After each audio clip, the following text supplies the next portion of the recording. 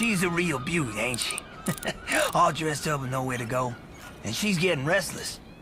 Hush now, baby girl. Hush now. We'll get you sorted, I promise.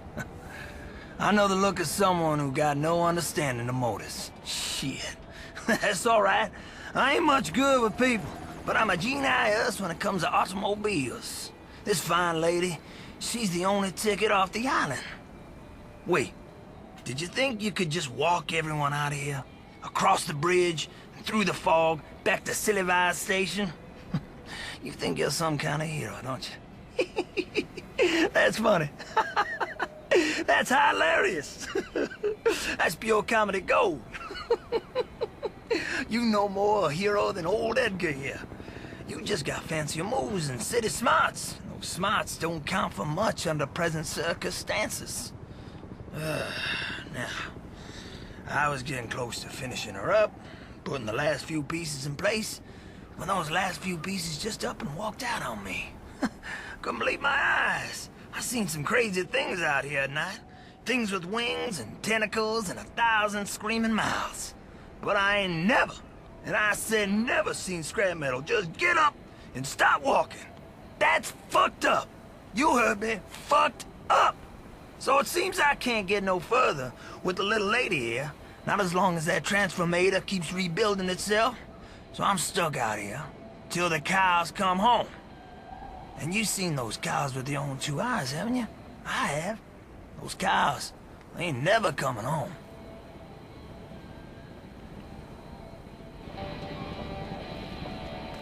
Couldn't tell you much about the day that goddamn fog rolled in. I remember seeing it out in the bay.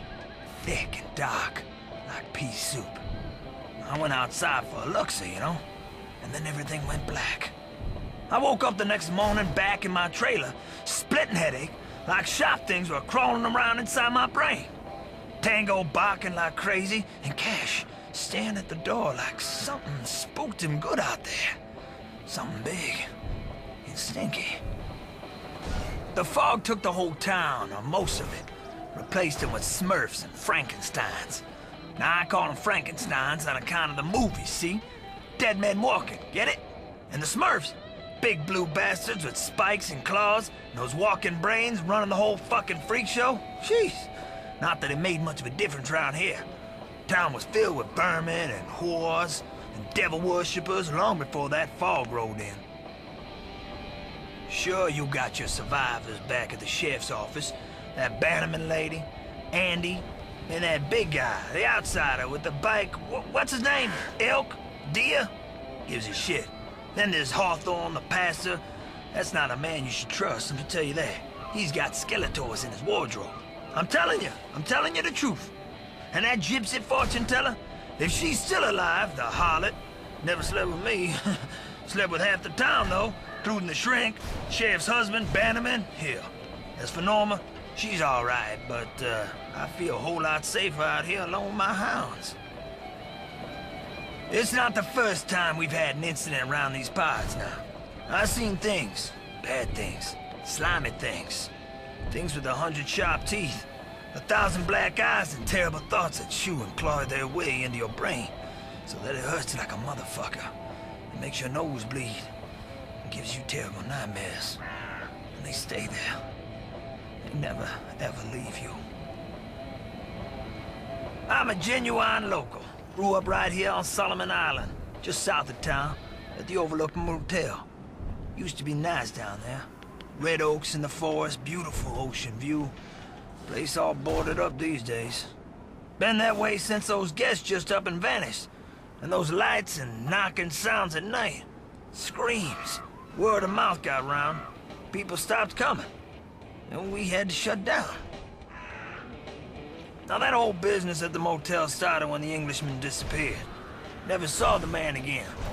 Left all his luggage and everything. Didn't even pay up. Wicker, I think his name was. I think it was Wicker. Yeah, his room smelled like cigarettes and booze and sulfur and English stuff, you know. And there was this sticky black stuff all over. I remember because I had to clean it up afterwards. By that point, my mama had had enough. What with Pa dying and all. And then Henry and than Tom Dexter. So she left for Florida, said I had to fend for my own from now on. At least I had the scrapyard. Been running that ever since. Everyone always told me I'd never amount to much. Everyone said my mama and Tom. Tom Dexter's his name. Now he believed in me. Tom always believed in me. Then he died. And I had nothing. Nothing but his memories inside my brain. And the yard. Of course I had the yard and my dogs. And my projects.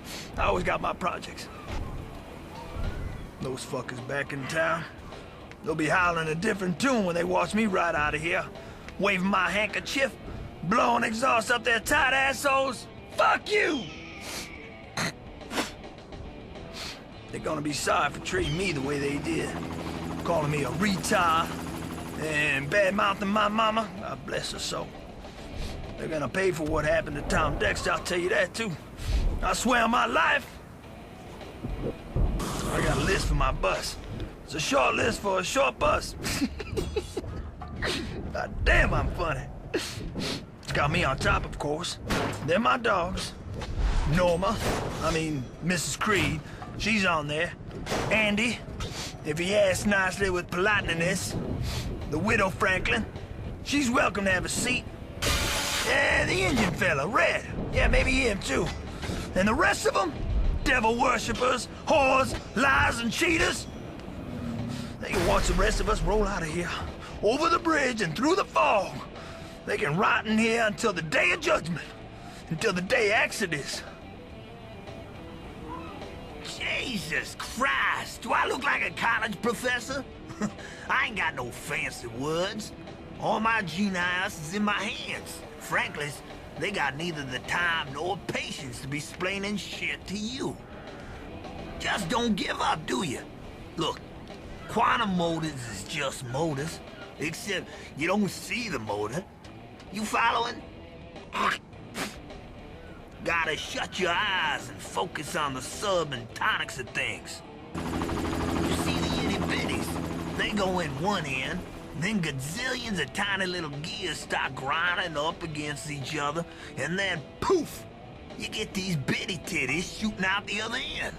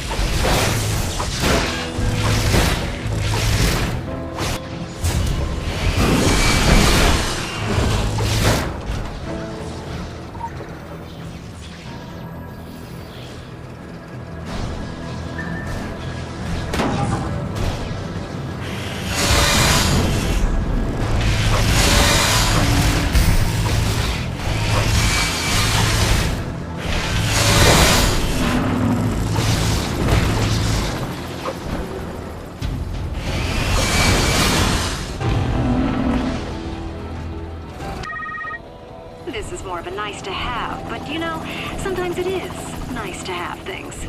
Kudos.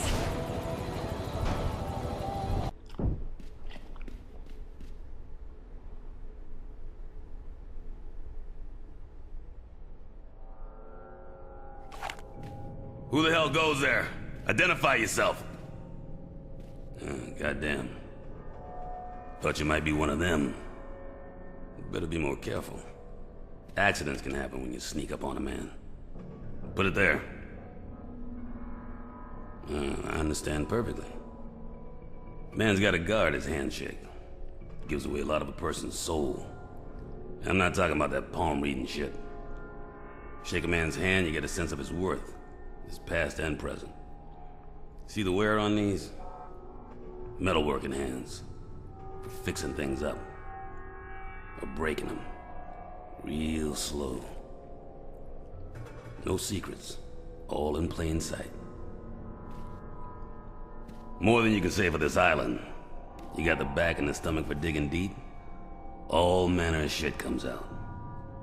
But nothing I haven't seen the likes of in my line of work. You're thinking there's nothing dangerous about what I do. You'd be wrong. I can tell you all about what people try to hide behind a coat of white paint.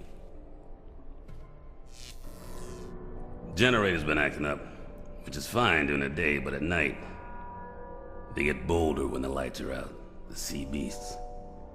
And my aim gets worse. Makes it hard to tell friend from foe. I think it's in everybody's best interest if those runway lights stay on.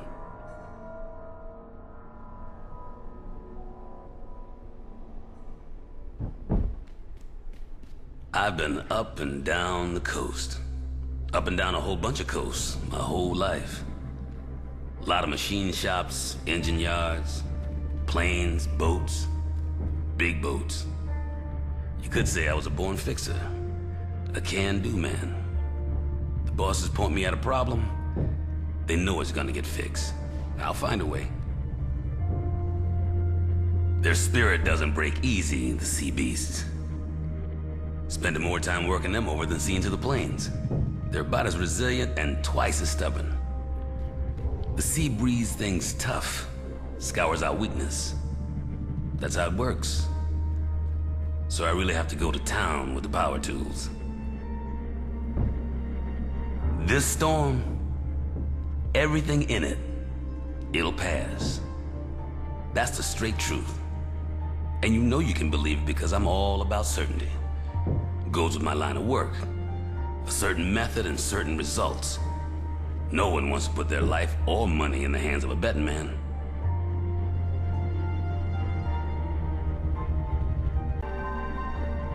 Now, I won't be casting judgment on your actions. We're not so different, you and I. At the end of the day, we're fixers. We got a job to do.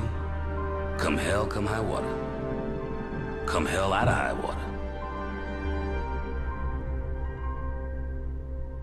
But spare the rod, spoil the abomination. These birds are all grounded to the fog lifts. Radios fritz. I ask you, what else for a man to keep himself occupied with? Not whittling wood, not while we're under invasion. So I've been sapping them off aviation fuel, using it for Greek fire. Lit them up and shit. They didn't like that. No school like the old school when it comes to warfare. Extreme measures are timeless. Speaking of such, pray you're out of here before the higher powers do so unto this whole island. Oh, you don't think they have that plan? Drop the bombs and sow the salt. An infamous land where nothing may be built for all time. In my experience, there's nothing in the world that won't yield with the right tools applied to it. Just might be my mantra. You gotta take pleasure in what you do. Don't you agree? That's important. Identify the problem, enact the solution, and reap the rewards of a job well done. Look, I don't mean to sermonize. I bet people are lining up to tell you what to believe, what rules you should follow, what morality they define. But if you can't find pleasure in acting it out, somebody with your assets, could be there's another port out there for you. Keep it in mind.